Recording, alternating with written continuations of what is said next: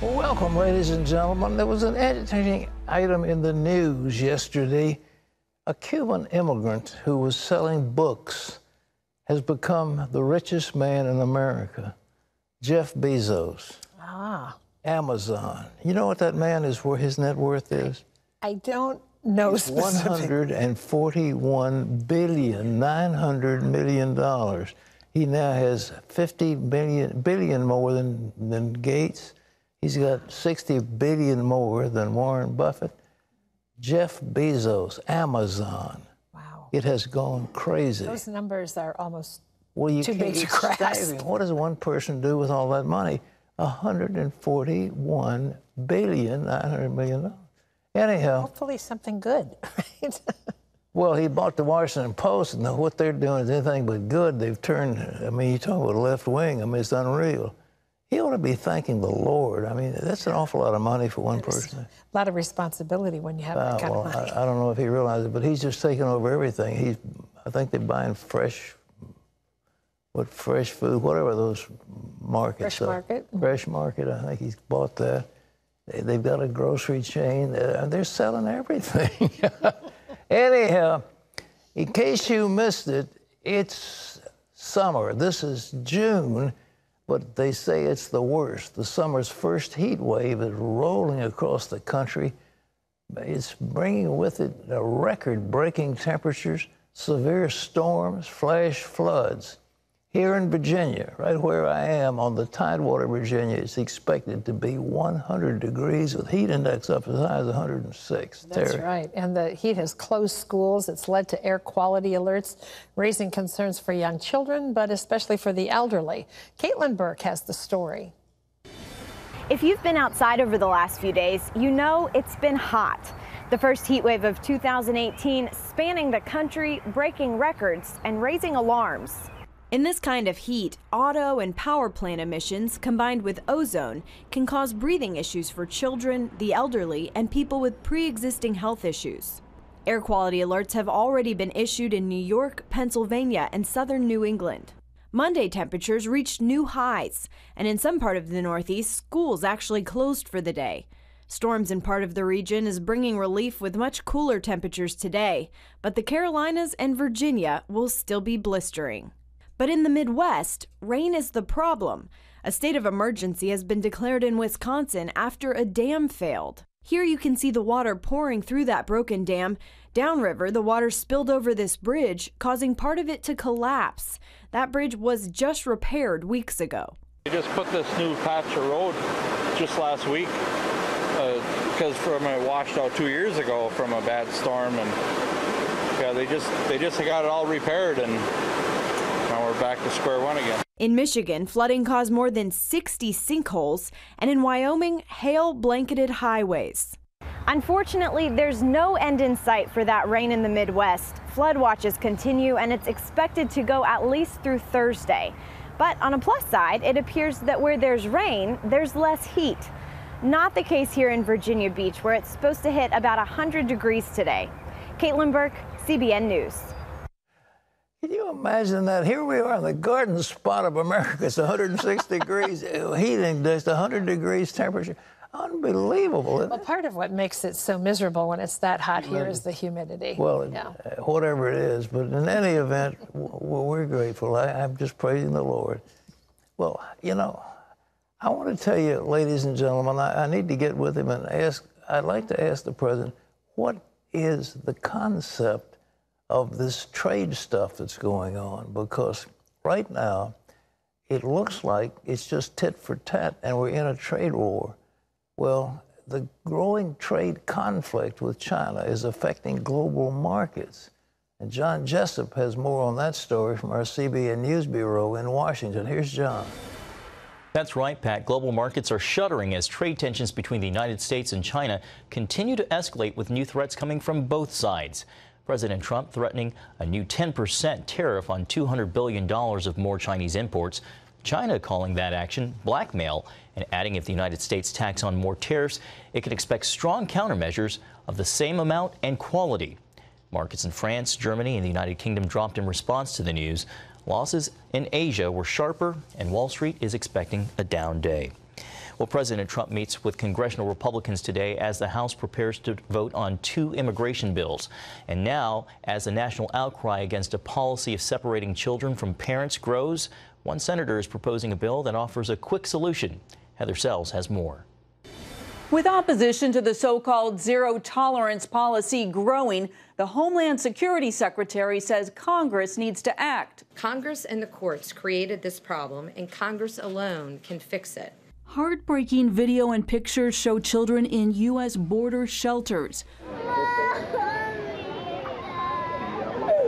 An audio recording from the investigative group ProPublica records children it says were just separated from their parents. The Homeland Security Secretary defended the administration in a tense White House press conference.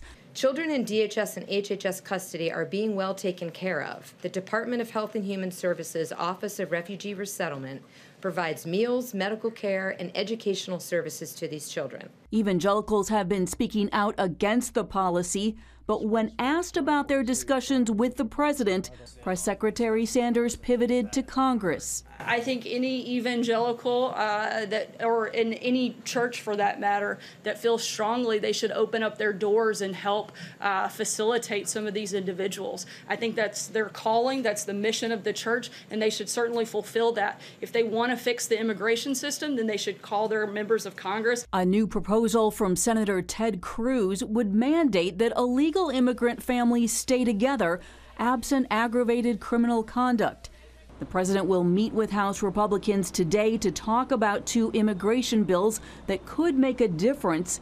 He said he hates the policy, but also insists the U.S. must control its border.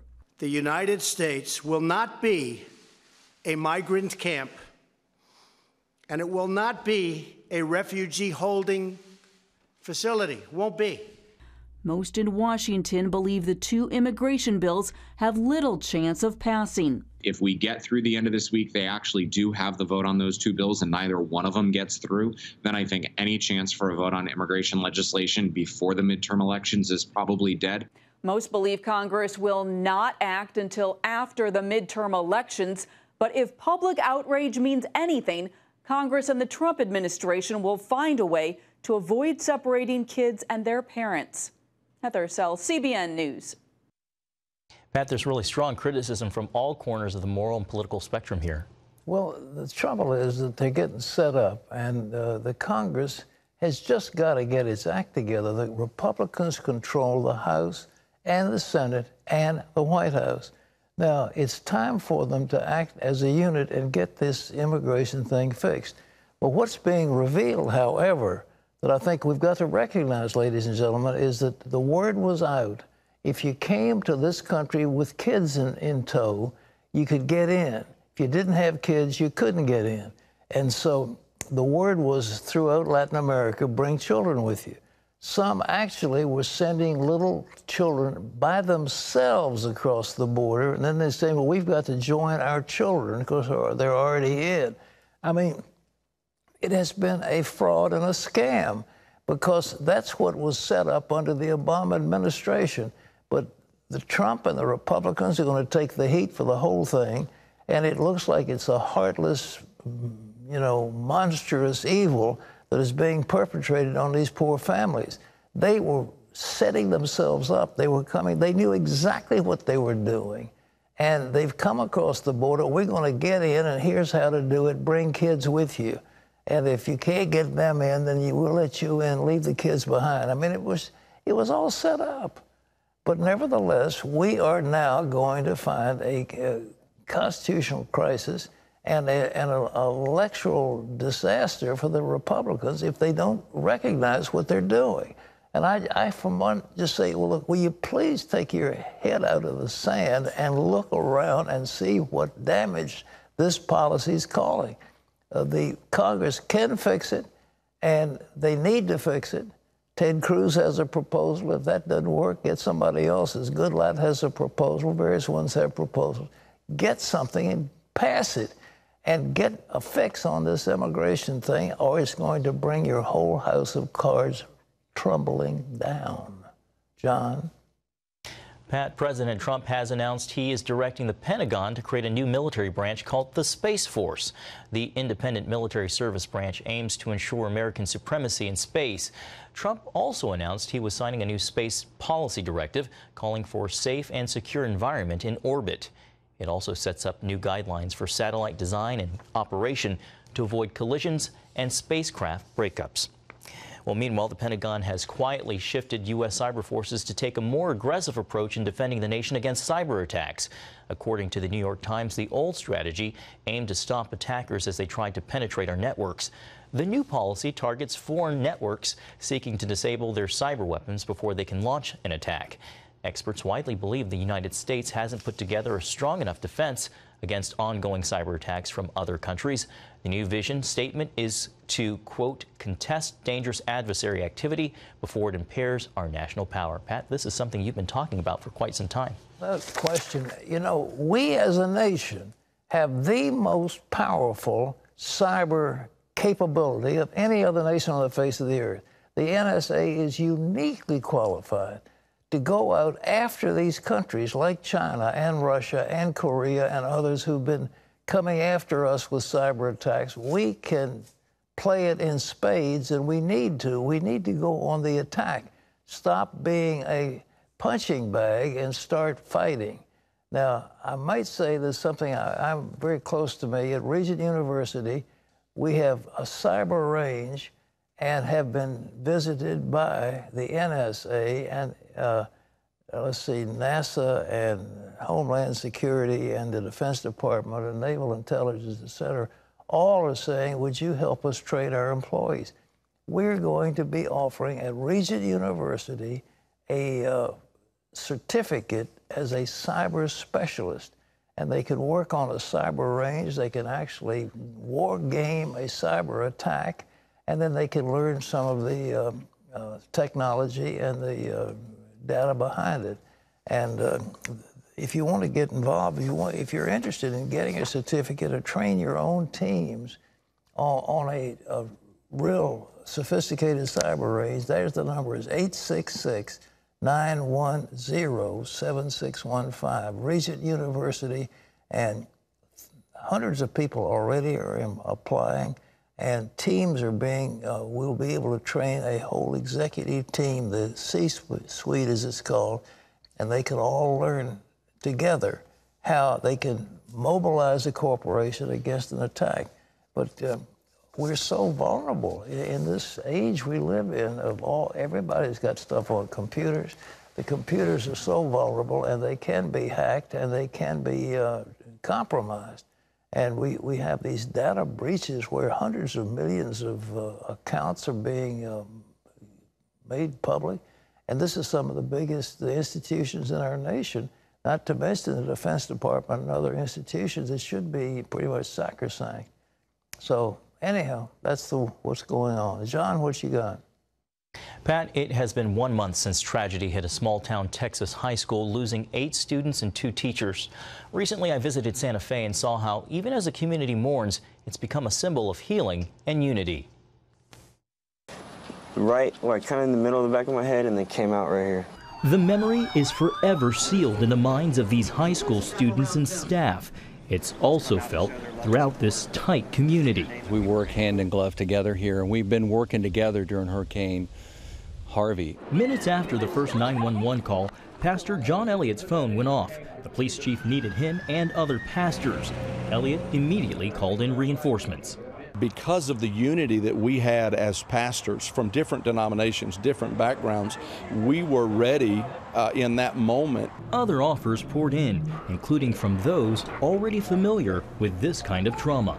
Yeah, I talked with the mayor of Parkland, and she contacted me, like I said, that first evening, and kind of told me what's going to happen, what to expect. While the Parkland shooting led to activism, mass student rallies, and reignited the gun debate, Santa Fe's response has been different. Pastor Brad Drake, who lost a 15-year-old church member, credits that to the minister's decision to quickly pursue the themes of hope and healing. So us being able to do that at a moment's notice I believe, helped to turn that narrative so that the outside forces realized that this wasn't a place that they were going to be successful. A similar call for unity made a major difference 3 years ago after the South Carolina church shooting. It was churches from every denomination were in the parks. We're over at Mother Emanuel, out in the park singing, worshiping, joining arm in arm, thousands of people joining arm in arm, black, white, red, brown, and yellow. So when outsiders came, it was diffused because the local churches decided they were going to set the tone and the narrative. In Santa Fe, it's not only helping the community heal, it's making an impact far and wide. The tremendous evil that took place has not conquered the spirit of this community. And the churches have been a part of that. The church taking the lead there. And Pat, everyone that we talked to said they're resolved not to be defined by this tragedy. Instead, they're showing a picture of unity summed up in the phrase, Santa Fe strong. Well, what was amazing, what was being done, but folks, that's what the church is here for. That's what God's people are here for, to bring reconciliation, to bring healing, to bring understanding. And when we stand together, there's nothing impossible. When we stand together, nothing is impossible.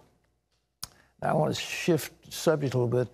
A few years ago, General Motors was on the, well, it was going down the tubes very quickly. And everybody was saying, what can we do? What can we do? What can we do? Well, on this program, I suggested something that I think was finally followed. I said, first of all, General Motors should be put into bankruptcy. But if it's put into a Chapter 11 bankruptcy, it can come out of it, but it's got to get financing. So nobody's going to give it financing unless they get preference. Under the bankruptcy laws, what's called debtor in possession financing takes precedent over everything else. So I said the United States government can loan money to that corporation, get debtor in possession financing, get a preferential treatment as whatever happens when it comes out. And General Motors was cleaned up with all the debt they had. I mean, they had pension obligations, they had all kinds of obligations, they had property taxes, et cetera, et cetera. All that was cleaned up in the bankruptcy.